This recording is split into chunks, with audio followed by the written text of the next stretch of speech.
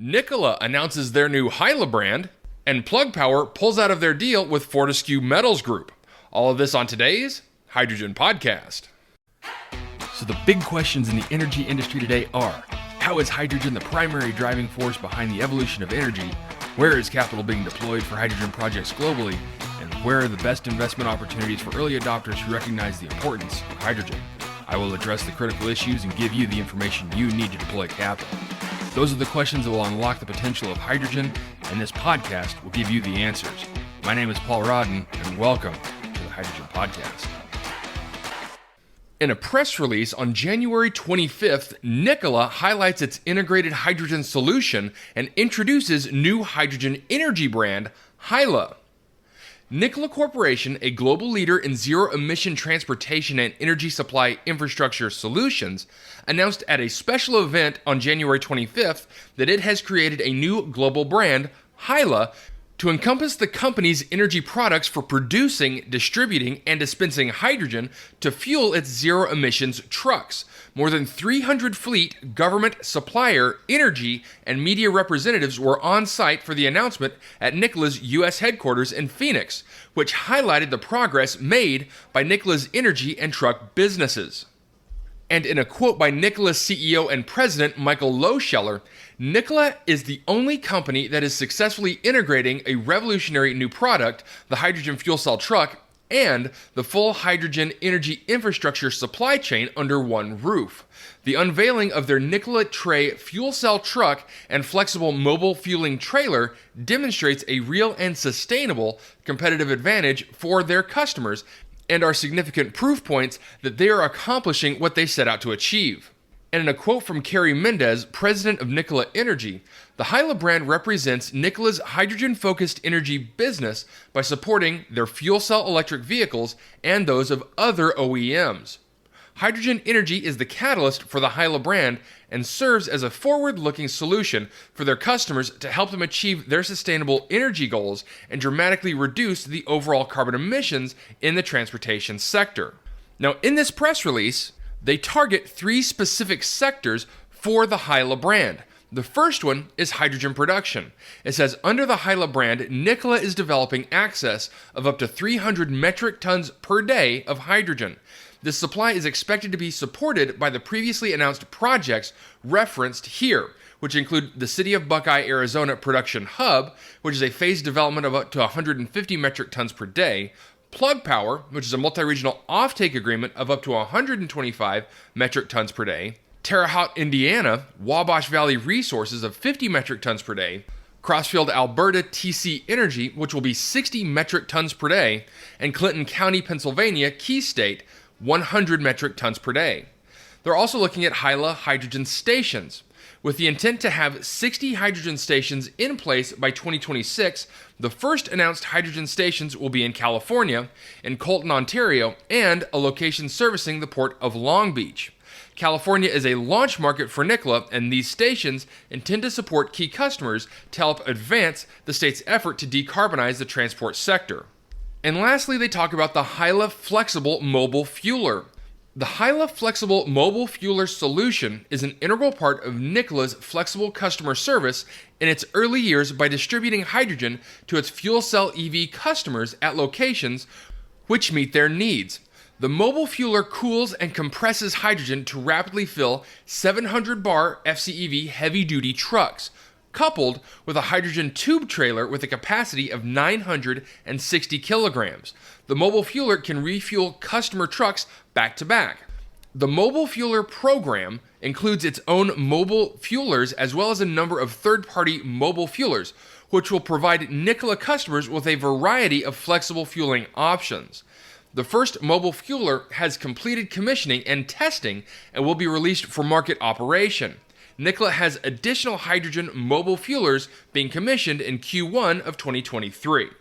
Okay, so some interesting news that I really didn't expect from Nikola, but I'm not surprised that they did it. And that is becoming more of a vertically integrated hydrogen solution provider. And one of the things I find most interesting is this Hyla Flexible Mobile Fueler. I've mentioned a couple of times in the past of some other companies developing a similar solution, but it sounds like Hyla may have the first mobile hydrogen fueler in operation. And on a side note surrounding this news, Nikola's stock spiked 8% and continued to stay at that level for the rest of the week. Next, in some rather surprising bit of news, in an article from Reuters.com, Sonali Paul writes, Plug Power scraps electrolyzer plant partnership with Fortescue. Plug Power has walked away from building an electrolyzer manufacturing plant in Australia with Fortescue Metals Group, as the economics did not work. This according to Plug Power Chief Executive Officer Andrew Marsh on Thursday, January 27th. The project, announced in October of 2021, is a key plank for Fortescue's ambition to become a major green energy company through its Fortescue Future Industries FFI arm and produce 15 million tons a year of green hydrogen by 2030. Fortescue had planned to build the world's biggest factory to make electrolyzers with Plug Power and begin construction in Gladstone in Australia's northeast last February, aiming to produce their first electrolyzer in 2023. In a business update on Thursday, Plug Power CEO Marsh said the plant deal with Fortescue was off. He said, 1, we decided that we didn't want to build a factory with them because we saw the economics, we could do better. This in a transcript of one of the conference calls with the analysts. And while Fortescue never announced that the Plug Power partnership had collapsed, on a quarterly call on Friday, FFI CEO Mark Hutchinson confirmed the company would be going ahead with the project using its own technology. Fortescue will still be spending $83 million on the first phase of the plant, which is originally planned. Hutchinson is also quoted as saying, "We always expected to cover the whole cost."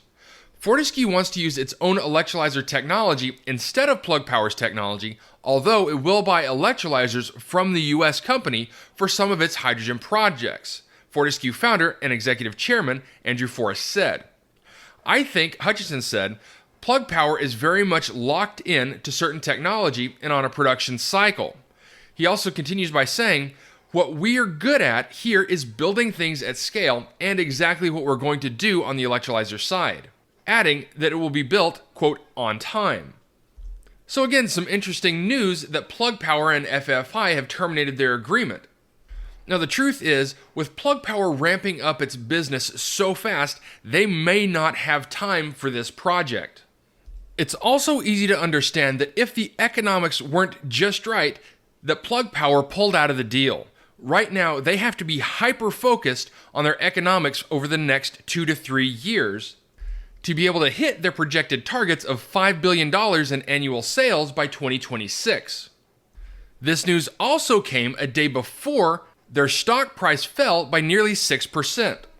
And the cause of that was explained by JP Morgan analyst Bill Peterson that in a call to investors, Plug told them that even though they're maintaining its guidance of $1.4 billion in sales and for achieving a positive growth margin of 10%, that they also dropped something of a short-term bombshell, and that is that instead of its growth revenues of 80% in 2022 as they promised, Plug Power said that its revenues actually grew closer to 45 to 50% last year, and even more specifically, this means that Plug will probably miss their estimates for 2022 sales by anywhere from 75 million to 100 million. And so with all of that being said, it could be very likely that we see Plug Power start pulling out of certain deals based specifically on their economics, and really start being much more strategic in their project partnerships going forward. But even with that news, Peterson insists that he remains bullish about Plug's long-term prospects, and while lowering his price target on the stock to $24 a share, he's maintaining his overweight rating on the stock. All right, that's it for me, everyone. If you have a second, I would really appreciate it if you could leave a good review on whatever platform it is that you listen to. Apple Podcast, Spotify, Google, YouTube, whatever it is. That would be a tremendous help to the show. And as always, if you ever have any feedback, you're welcome to email me directly at info@thehydrogenpodcast.com. And as always, take care, stay safe. I'll talk to you later. Hey, this is Paul. I hope you liked this podcast.